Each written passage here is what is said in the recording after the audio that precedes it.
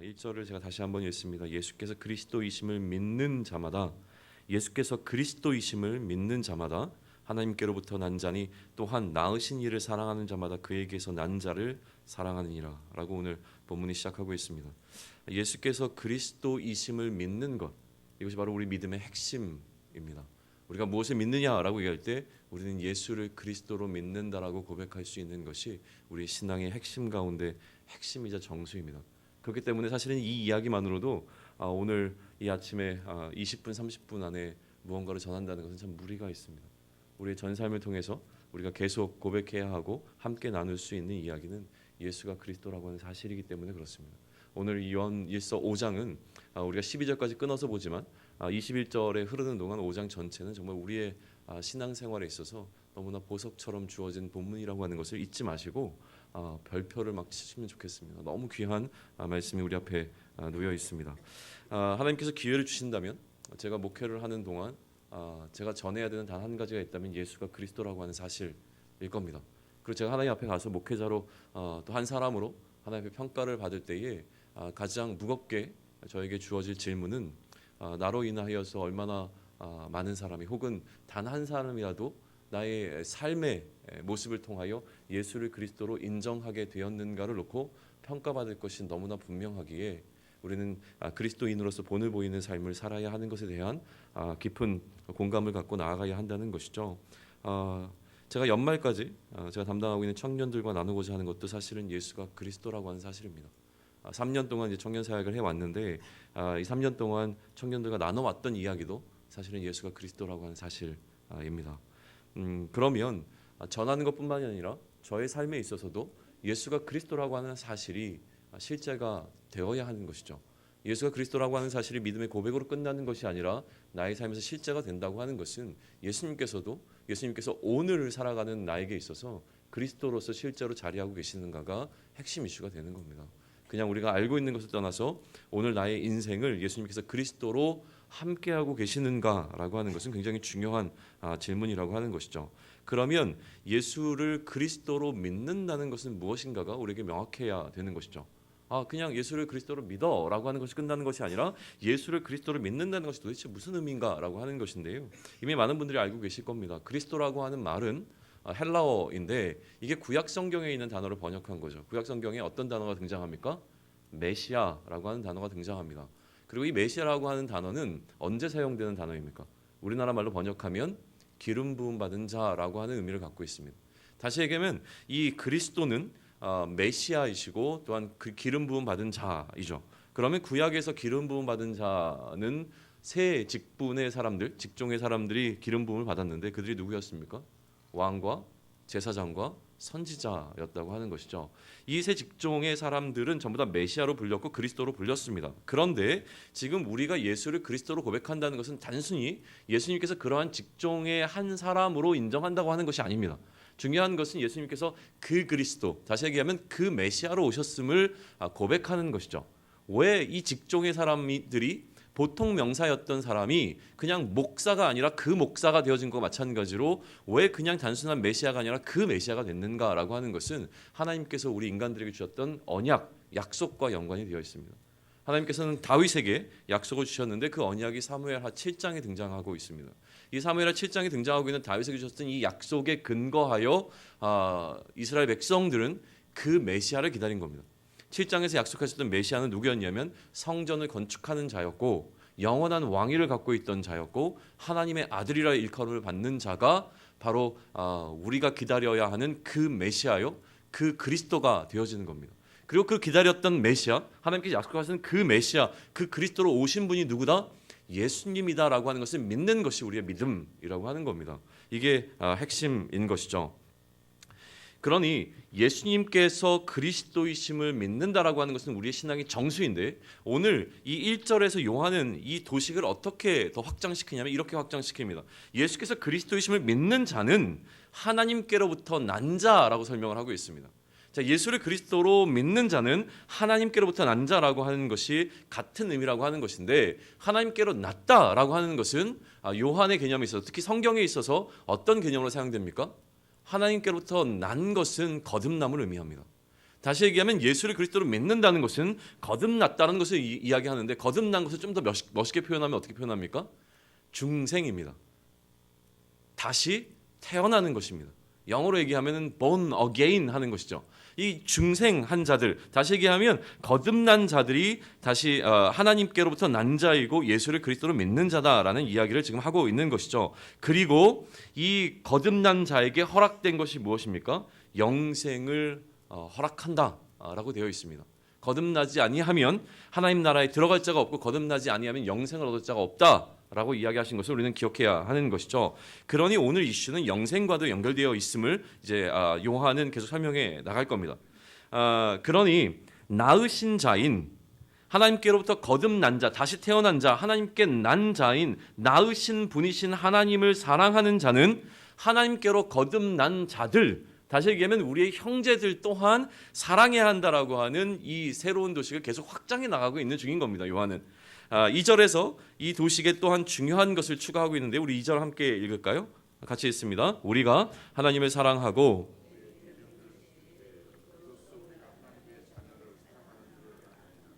자, 하나님의 자녀는 누구냐면 하나님께로부터 거듭난 자를 의미하죠. 하나님을 사랑하는 자는 그에게서 난 자를 당연히 사랑해야 한다로 이야기를 하는 것인데요. 하나님께 난 자를 사랑한다는 것, 다시 하면 하나님께로 난 자는 또한 하나님께 난 자들을 사랑해야 된다라고 하는 것을 이야기하는데, 어떻게 사랑하느냐의 방법에 있어서 지금 2절이 확장시키고 있는 것은 무엇입니까? 무엇을 함으로? 계명을 지킴으로라고 하는 것을 요한이 강조하고 있는 것입니다. 그렇다면 하나님을 사랑하는 것, 하나님께 난 자를 사랑하는 것, 그리고 하나님의 계명을 지키는 것은 모두 같은 의미입니다. 그게 이해되십니까? 하나님을 사랑한다는 것은 계명을 지키는 것입니다. 하나님께 난 자를 사랑하는 것 또한 하나님의 계명을 지키는 것입니다. 하나님의 계명을 지키는 것은 그러므로 하나님을 사랑하고 하나님께로부터 난 자들을 사랑하는 방식이 되어지는 것이죠. 그래서 이제 3절입니다. 우리 3절 같이 있습니다. 하나님을 사랑하는 것은 이것이니 우리가 그의 계명들을 지키는 것이라 그의 계명들은 무거운 것이 아니로다. 자, 앞서 얘기했던 2절을 지금 보충해서 정리해서 설명하고 있는 것이죠. 하나님을 사랑한다는 것은 무엇입니까? 계명을 지키는 것입니다. 그런데 이 3절에서 추가하고 있는 내용은 무엇입니까? 이 계명들이 무거운 것이 아니다 라는 이야기를 합니다. 자, 이게 굉장히 중요한 의미가 담겨 있습니다.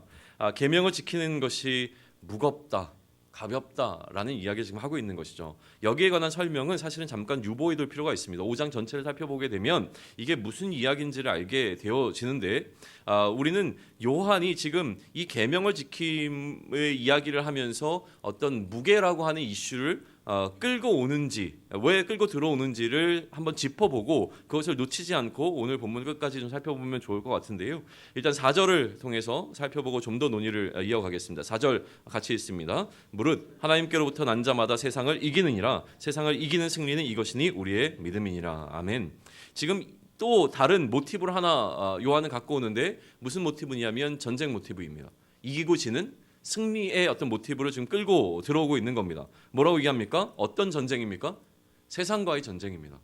세상과의 전쟁에서 이기고 짐을 이야기하는데, 자, 여기서 얘기하는 그 대상은 누구냐면 하나님께로부터 난 자입니다. 하나님께로부터 난 자는 누구입니까? 거듭난 자이고, 이 하나님께로부터 난 자는 누구라고 얘기했습니까? 예수께서 그리스도이심을 믿는 자라고 하는 것이 이미 앞에 다 설명이 되었습니다. 그러니 예수께서 그리스도이심을 믿는 자는 어떻게 된다는 것입니까?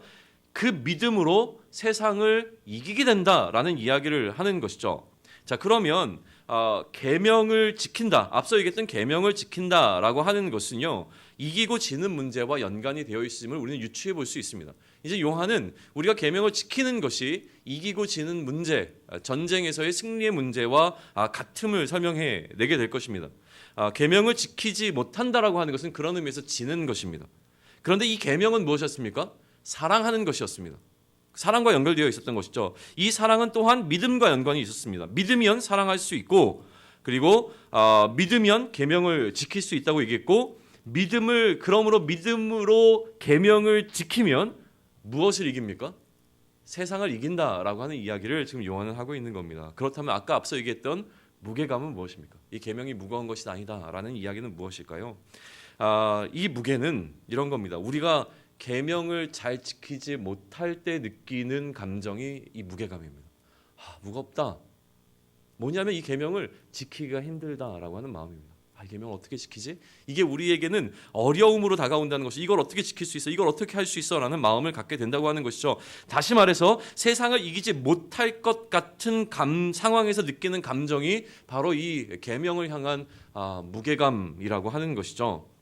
그래서 5절에서 요한은 다시 한번 이김을 강조합니다. 어떻게 우리가 이 무게감 속에 짓눌리지 아니하고 이길 수 있는지를 설명하는데 그게 5절이라고 하는 것이죠. 5절 같이 읽습니다.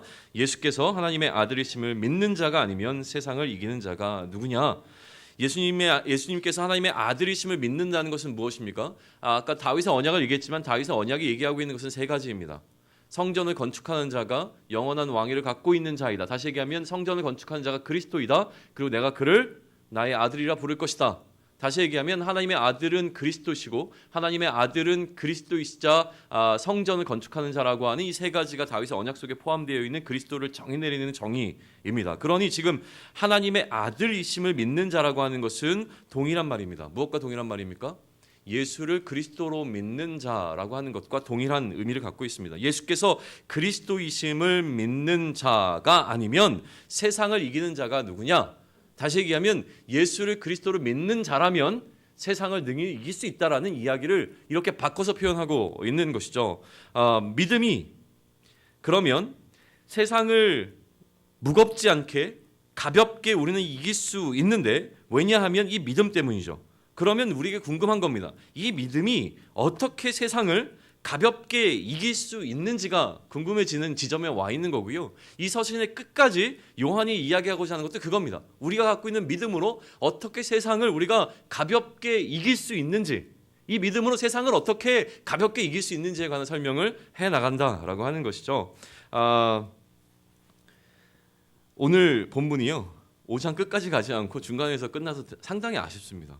그래서 내일까지 제가 설교를 할까 했는데 그럼 안 되잖아요. 네, 그렇습니다. 6절 넘어가시죠. 6절부터 8절까지 우리 3절을 같이 읽습니다. 시작. 이는 물과 피로 임하신 이시니 곧 예수 그리스도시라. 물로만 아니요 물과 피로 임하셨고 증언하는 이는 성령이시니 성령은 진리니라. 증언하는 이가 셋이니 성령과 물과 피라. 또한 이 셋은 합하여 하나이니라. 자, 물은 뭘 얘기하겠습니까? 물 세례를 의미합니다. 예수님께서 처음 세례를 받으시던 그 장면을 떠올리시면 가장 쉽습니다.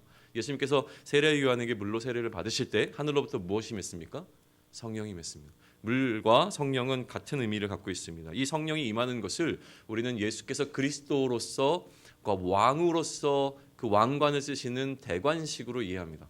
기름 부음을 받는 것과 같은 의미를 갖고 있는 것이죠. 하늘로부터 성령이 임하였습니다. 피는 무엇을 의미하겠습니까? 피는 예수님께서 십자가에서 흘리신 그 피를 의미합니다. 근데 이게 갑자기 왜 등장했을까요? 예수님께서 그리스도로서 성령으로 기름 부음을 받아 그리스도로서 다시 얘기하면 왕으로서 하신 그의 사역 가운데 정점에 놓여 있는 것이 무엇이냐면 십자가 사건이기 때문에 그렇습니다. 예수님께서 그리스도로서 행하신 그 그리스도는 직분이라고 했잖아요. 그리스도로서 하신 그 행위의 가장 정점에 무엇이 있냐면 십자가 사건이 놓여 있는 겁니다. 그의 피 흘리심으로 인하여 우리를 죄와 사망으로부터 건져내어 하나님 나라의 백성이 되게 하신 것. 다시 얘기하면 하나님과 우리의 이 갈라져 있는 관계를 이 화목케 하신 일이 십자가의 그 죽으심으로 가능케 되어진 그 단 한 번의 제사가 되어진 것을 우리가 이해한다면 이것은 다 같은 의미라고 하는 것입니다. 그러면서 얘기합니다. 그러니 예수님께서 그리스도라고 하는 것은 이 세 가지가 다 증명한 겁니다. 물로 세례를 받는 그 장면 가운데 성령으로 그것이 이는 내 사랑하는 아들이라고 하는 선언이 이루어진 것과 마찬가지로 예수님께서 십자가의 죽으심을 말미암아 우리가 실제로 구원을 받았기 때문에 이 모든 것은 예수님께서 그리스도가 맞다라고 하는 것을 증언하는 증언이 되어지는 것이죠. 그래서 7절은 이야기하는 겁니다. 증언하는 이가 셋이니 라고 되어 있는데 이 셋에 대해서 학자들은 이렇게 설명합니다. 히브리 그 전통에 의하면 보통 법정에서는 두세 증인 이상이 증언을 해야 그것이 합당한 증거로 되어졌기 때문에 굳이 세 가지를 한 것이다라고 해석하는데 뭐 그렇지 않더라도 뭐 많으면 많을수록 좋은 거 아니겠습니까? 어쨌든 이 세 가지가 전부 다 예수님이 그리스도라고 하는 것을 증언하고 있습니다. 또한 이 세 가지는 각각에 분리되어 있는 것이 아니라 결국은 하나를 이야기하고 있는 것이죠. 이 하나라고 하는 것을 이제 8절에 설명하고 있는 것이고요. 그래서 이제 9절로 넘어가는데요. 우리 9절도 함께 있습니다. 시작. 만일 우리가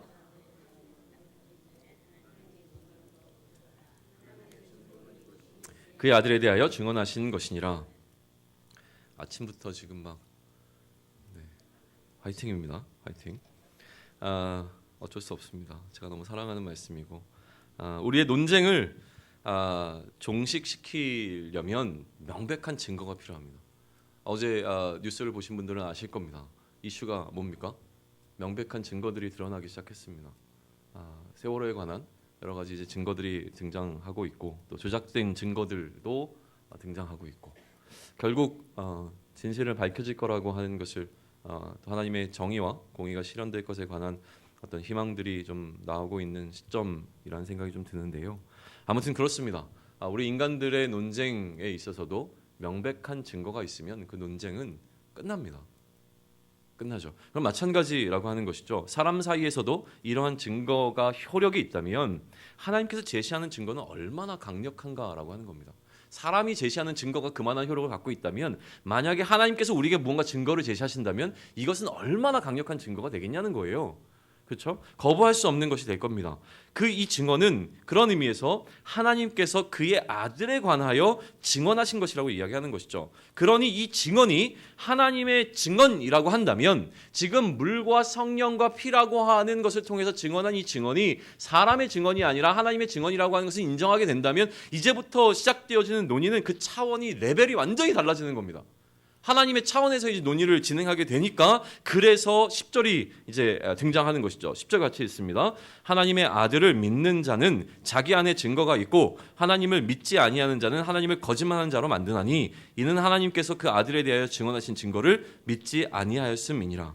그렇다면 예수를 그리스도로 믿는다는 것은 예수를 하나님의 아들로 믿는다는 것은 하나님께서 예수를 자신의 아들로 제시한 증거를 믿는다는 것과 같은 의미로 우리는 또 확장해서 이해할 수 있는 겁니다. 그러니 믿는 자에게는 예수를 그리스도로 믿는 자에게는 예수를 하나님의 아들로 믿는 자에게는 그 안에 무엇이 있습니까? 하나님께서 주신 그 증거가 있다라고 하는 것이죠. 그러면 믿지 않는다는 것은 무엇입니까? 예수를 그리스도로 믿지 않는다는 것은 그 증거를 거부하는 겁니다. 그러니 하나님께서 증거를 제시하실 때 에이 이건 거짓말인데요? 그걸 내가 어떻게 믿어요? 라고 하는 것이니 하나님을 그러니까 하나님께서 하나님을 거짓말하는 자로 만드는 것이다. 이렇게 지금 요한은 설명하고 있는 것이죠. 하나님의 증거가 거짓 증거라고 치부하는 일이 되는 겁니다. 그렇다면 하나님께 제시하시는 이 증거가 명백한 이유, 다시 한번 명백한 증거는 무엇인가라는 거예요. 빼도 박도 하지 못하게 하나님께서 이 세 가지를 통해서 우리에게 증거하셨는데 이 증거가 우리에게도 여전히 유효한 명백한 증거로 우리 안에 살아있는 증거가 되어지는 것이 과연 무엇일까라는 거예요. 우리가 이것을 왜 믿어야 되는가? 하나님 그 거짓말 아니에요라고 하는 것이 아니라 명백하게 예수를 그리스도로 믿는 우리들이 이 증거를 거부할 수 없는 진실로 받아들일 수밖에 없는 그 이유가 11절이라고 하는 겁니다. 11절 우리 같이 읽습니다. 시작. 또 증거는 이것이니 하나님이 우리에게 영생을 주신 것과 이 생명이 그의 아들 안에 있는 그것이니라. 이게 전부입니다. 영생이 우리 안에 있다는 것 외에 또 다른 어떤 증거가 필요합니까? 우리가 죽음 가운데서 살아나 영생 가운데로 들어가게 되었다는 것이 예수님께서 그 피로 말미암아 그리스도로서 사역하셨다는 것을 증거하는 것보다 더 큰 증거가 어디 있겠느냐라고 하는 겁니다. 지금은 그 생명이 안 보이는 것처럼 느껴지니까 자꾸 헷갈리는데요. 그게 아니라 우리의 생명은 예수 그리스도 안에 안전하게 보관되어 있습니다. 지금은 감추어져 있는 것처럼 여겨지지만 예수님께서 다시 오실 그때에 우리의 생명도 그와 함께 나타나리라. 이거 얘기를 누가 했습니까? 바울이 했습니다. 어디서요? 골로새서에서요. 이게 골로새서에서 얘기하고 있는 바울이 정말 멋지게 표현했습니다. 비밀로 표현하고 있는데요. 이 감춰져 있다 나타나는 개념으로 설명하고 있는 것이 우리의 생명입니다. 우리의 생명이 지금 어디 있다고요? 그리스도와 함께 예수님과 함께 하나님 안에 안전하게 보관되어 있다가 예수님이 다시 오실 때 우리도 생명 가운데 다시 나타나게 된다라는 이야기를 하는 거예요. 이것만큼 예수님께서 그리스도라고 하는 사실을 명백하게 증거할 증거는 없다라고 하는 것이죠. 너무 흥분했습니다. 12절입니다. 12절 같이 읽습니다. 아들이 있는 자에게는 생명이 있고 하나님의 아들이 없는 자에게는 생명이 없느니라. 그러니 우리의 생명이 누구 안에 들어있다고요? 예수 안에 있습니다. 예수 안에. 그러니 예수님께서 우리 안에 있으면 계시면 생명이 있고 우리 안에 그 하나님의 아들이신 예수님께서 안 계시면 생명이 없는 겁니다. 예수님께서 우리 안에 계십니까? 어떻게 계십니까? 그의 영으로 계시죠. 성령으로 위안에 계십니다. 그러니 우리가 예수님과 한 몸 되었다라고 하는 것을 우리는 이해할 수 있게 되어지는 것이죠. 여기까지가 12절인데 여기서 멈추면 진짜 아쉽잖아요. 내일 본문을 진짜 얘기하고 싶어 죽겠는데 내일을 위해서 남겨놓습니다. 그런데 이거죠. 이 서신을 그러면 쓰는 의도를 13절에서 얘기하는데 13절만 살짝 볼까요? 괜찮을까요? 내일 못 본 척하고 또 말씀드리셔야 됩니다. 13절만 우리 같이 읽습니다. 시작. 내가 하나님의 아들의 이름을 믿는 너희에게 이것을 쓰는 것은 너희로 하여금 너희에게 영생이 있음을 알게 하려 함이라. 분명해지죠. 지금 요한이 하고자 하는 것은 무엇입니까? 우리에게 이 생명이 있음을 알게 하는 겁니다. 이 생명이 있는다는 것은 무엇이냐면 우리가 예수를 믿는다는 것이 무슨 의미를 갖고 있는가를 설명하게 되어지는 것이죠. 그러면 우리에게 생명, 영생이 있다라고 하는 것, 다시 얘기하면 우리에게 예수 그리스도가 계시다라고 하는 이 사실을 믿는 것이 그 다음이 중요합니다. 그럼 믿으면 이 믿음이 우리의 삶을 어떻게 바꾸느냐는 거예요. 이 믿음이 우리의 삶을 어떻게 바꾸는가 이거를 알아야 우리의 삶이 변하죠. 이 믿음이 무엇을 이깁니까? 세상을 이긴다 선언했잖아요. 이 믿음이 세상을 이기는 겁니다. 도대체 세상을 이긴다는 것은 무엇이냐? 21절 맨 끝으로 넘어갑니다. 21절 찾으셨습니까? 같이 읽습니다. 시작. 자녀들아 너희 자신을 지켜 우상에게서 멀리하라. 이겁니다. 우리에게 영생이 있다는 것, 그것을 깨닫게 되어지면 믿음으로 세상을 이긴다는 것은 우리에게 이 믿음이 있으면 더 이상 우리가 다른 것에 마음을 빼앗기지 아니하고 오직 누구를? 예수를 그리스도로만, 예수님을 왕으로만 섬길 수 있게 되어진 겁니다. 이 예수님께서 왕이신 자리에 예수님을 내려놓고 다른 어떤 것을 올려놓는 게 무엇입니까? 그게 바로 우상이라고 하는 겁니다. 그러니 지금 예수를 그리스도로 인정한다면 게임 끝입니다. 예수를 인정한다, 예수를 그리스도로 인정하는 그 삶을 살아내는 것이 우리에게 필요하다는 것인데 여기서 가장 중요한 증거는 무엇입니까? 영생이 우리에게 있음을 깨닫는 것입니다. 이것을 놓쳐버리면 우리는 자꾸 무엇을 바라보게 되냐면 바울의 표현에 의하면 땅만 바라보게 되는 거예요. 그런데 우리의 영생이 어디에? 그리스도와 함께 하나님 안에 안전하게 보관되어 있음을 우리가 안다면 우리가 바라봐야 될 것이 땅이 아니라 어디입니까? 그 예수님께서 계신 하늘을 바라보며 살아가는 삶을 살게 되어지는 것이죠. 이게 엄청난 진리입니다. 이거를 깨닫게 되어지면 우리는 이 땅을 살아가면서 이 땅의 질서가 아니라 어디를 바라보냐면 하늘의 질서를 바라보며 살아가는 자가 되어진다라고 하는 것이죠. 이거를 깨닫게 하기 위하여 요한이 우리에게 서신을 보낸 겁니다. 이 서신을 우리 마음에 품을 수 있으면 좋겠습니다. 그리고 오늘 살아가는 동안 예수가 그리스도라고 하는 것을 믿는 것이 도대체 무엇인가? 그 믿음이 나의 삶 가운데 실제가 되어진 것은 과연 무엇인가? 정말 예수님께서 나의 인생 가운데 그리스도가 되어주고 계시는가?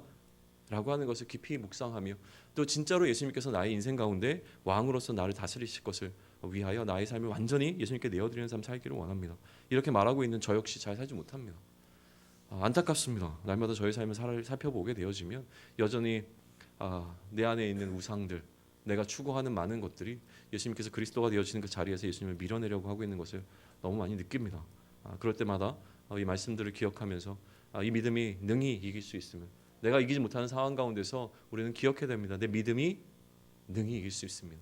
이걸 어떻게 하지라고 하는 무게감으로 우리가 무릎 꿇는 것이 아니라 예수 그리스도의 그 믿음으로 우리는 가볍게 이 세상을 이길 수 있다라고 하는 사실을 인정함으로 또 세상과 맞짱 뜨시는 하루가 되기를 소망합니다. 기도하겠습니다. 하나님, 세상을 이길 수 있는 믿음을 우리에게 허락해 주셨으니 참 감사합니다.